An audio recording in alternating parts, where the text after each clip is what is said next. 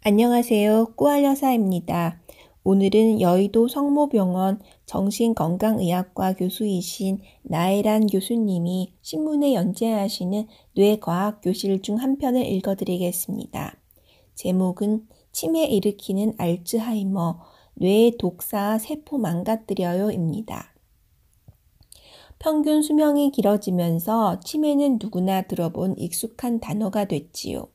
정확하게 말하자면 치매는 한 가지 질병을 얘기하는 것이 아니라 뇌 기능이 떨어져서 이전에는 잘했던 일을 하기 어려워지는 상태를 말해요.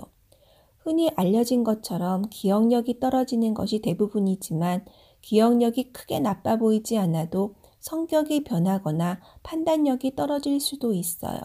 좋아하던 일이나 취미 생활에 흥미를 잃기도 하고요.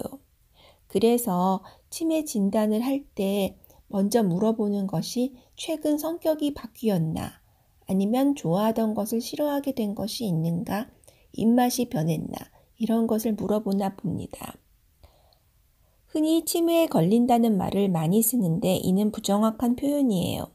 치매에 걸리는 것이 아니라 다른 병에 걸리거나 뇌 기능이 떨어지면서 치매 증상이 나타나는 거예요. 치매에 걸렸다는 표현은 기침에 걸렸다고 말하는 것 같은 어색한 표현입니다. 폐결핵, 폐암, 독감, 감기 등에 걸렸을 때 나타나는 증상이 기침인 거지요. 치매 증상을 가져오는 대표적인 병이 알츠하이머입니다. 알츠하이머에 걸리면 뇌에 베타 아밀로이드라는 독성 물질이 쌓여 뇌세포가 망가진답니다. 이 독성 물질은 기억력을 담당하는 뇌, 해마에 먼저 쌓이기 시작해요. 치매가 기억력 저하와 밀접한 관련을 보이는 이유입니다. 해마 기능이 떨어지면 조금 전에 들은 이야기도 곧바로 잊기 때문에 자꾸 똑같은 질문을 하거나 고집을 부리게 되죠. 그래서 나이 들어서 노인이 되면 똑같은 질문을 자꾸 하고 고집을 부린다는 것이 그냥 나이가 들어서가 아니라 이렇게 뇌세포가 조금씩 망가지기 때문인 것 같습니다. 그러니까 이거를 그냥 당연한 거라고 받아들이지 말고 적극적인 대처를 해야겠지요. 이 독성 물질은 해마뿐 아니라 뇌 전체로 퍼져나가요. 결국 다른 뇌 기능도 약해져요. 길도 찾지 못하고 감정 조절이 어려워지면서 참을성도 떨어지고 자전거를 타는 것처럼 몸이 기억하는 일조차도 불가능해지죠. 최근에는 알츠하이머 말고도 치매를 만드는 다양한 뇌질환이 밝혀지고 있어요. 뇌혈관이 막히거나 터지면 혈관이 영양을 공급하던 뇌 부위의 기능이 떨어지기 때문에 치매 원인이 될 수 있어요. 또 이런 병에 걸리지 않아도 치매 상태처럼 기억력이 떨어지기도 해요. 뇌 건강 관리에 소홀하기 때문에 벌어지는 일이죠. 뇌에는 혈관이 무척 많아요.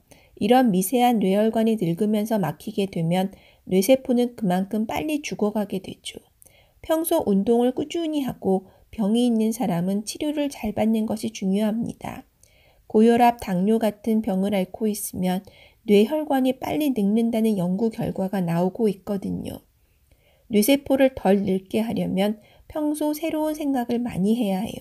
새로운 것을 보고 듣고 말하면 뇌세포가 자극을 받기 때문이지요. 뇌의 기억 창고가 점점 늘어나고 뇌세포들은 촘촘해진답니다. 뇌를 늙지 않게 하는 방법 중 하나가 즐거운 기분으로 지내는 것이랍니다. 걱정이 많아 우울증에 걸리거나 계속 스트레스를 받으면 뇌세포도 기능을 멈춰버린답니다. 기계를 쓰지 않으면 녹쓰는 것처럼 뇌세포가 빨리 늙겠지요. 잠도 중요합니다. 숙면을 취할 때 뇌에 쌓인 염증 물질이나 독성 물질들이 배출되기 때문이지요. 지금까지 나혜란 교수님의 말씀이었습니다. 그러면 뇌세포를 덜 늙게 해야 하는데 그러려면 어떻게 해야 할까요? 첫째, 새로운 생각을 많이 해야 합니다. 오늘이 어제 같고 오늘은 또 내일이랑 별로 다를 게 없을 것이고 이런 생각으로 살지 말고 늘 뭔가 새로운 것을 하려고 새로운 생각을 하려는 적극적인 자세로 살아야 할 것 같습니다. 그래서 오늘 하루에 한 가지라도 뭔가 새로운 것에 도전해 보는 것은 어떨까요? 어디 외출을 했다가 집에 돌아오는 것도 맨날 다니던 길로 기계적으로 다니지 말고 그동안 계속 지하철을 타고 다녔다면 오늘은 버스를 타고 돌아와 본다든가 그 한 정거장 전에 내려서 그 동네에는 뭐가 있나 한번 둘러본다든가 그것을 지역력을 높인다고 하더라고요. 뭔가 자꾸 새로운 자극을 뇌세포에 주는 것이 좋을 것 같습니다. 그러면 뇌세포가 보다 더 촘촘해지지 않을까요? 그리고 두 번째, 즐거운 기분으로 지내기. 그러면 그러죠. 누가 즐겁고 싶지 않아서 즐겁지 않느냐. 즐거울 일이 하나도 없는데. 근데 저도 보면 고구마가 100개가 가슴이 얹힌 것처럼 답답할 때가 있어요. 근데 그럴 때 어떻게 하면 좋을까? 그동안은 그냥 그러면 잠을 잤습니다. 근데 잠을 자는 것도 뭐 썩 나쁘지 않은 방법이긴 하지만 제가 어저께 그 배우 하정우 씨가 쓴 걷는 사람 하정우라는 책을 읽었거든요. 하정우 씨는 무조건 걷는다고 하더라고요. 어떻게 세상 사는 게 늘 좋고 잘 되는 일만 있을 때가 있는가. 정말 모든 게 다 때려치고 싶을 정도로 안 좋고 정말 힘든 순간에도 무조건 그냥 밖에 나가서 한 걸음을 떼어놓는다는 거죠. 걷다 보면 세상 만사가 다 그냥 그렇지, 그냥 아무 일도 없는 것처럼 그냥 그게 별것도 아니다는 생각이 들면서 마음이 정리가 된다는 거예요. 그래서 저는 이제부터는 마음이 좀 꿀꿀하고 그런 날은 걷기로 했습니다. 걸으면 건강도 좋아지고 마음도 편안해진다니 일석이조 아닐까요? 그리고 세 번째, 숙면 취하기. 잠은 정말 무엇보다도 중요한 보약입니다. 잠이 안 온다고요? 그러면 잡념을 없애야 하는데 몸이 피곤하면 적당히 피곤하면 잠이 잘 옵니다.